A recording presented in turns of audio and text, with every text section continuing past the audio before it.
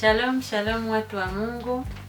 Asubuhi ya leo Mungu ana neno kwa ajili yenu.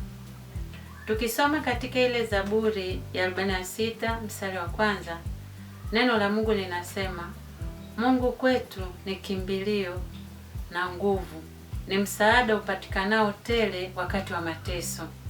Kama wiki imekuwa nzito kwako mtu wa Mungu, hili neno ni kwa ajili yako. Mungu ndiye kimbilio letu. Mungu hajasema nitakuwa, bali yeye ni kimbilio letu.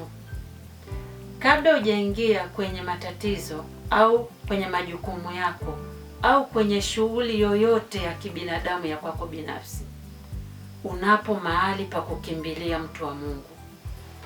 Mungu ni nguvu yetu. Kama nguvu zimeisha, yeye hachoki. Unapokuwa dhaifu, atabaki kuwa imara ndani yako, na yaweza mambo yote katika yeye anitiaye nguvu. Yeye ni kimbilio. Kimbilio ni mahali pa usalama.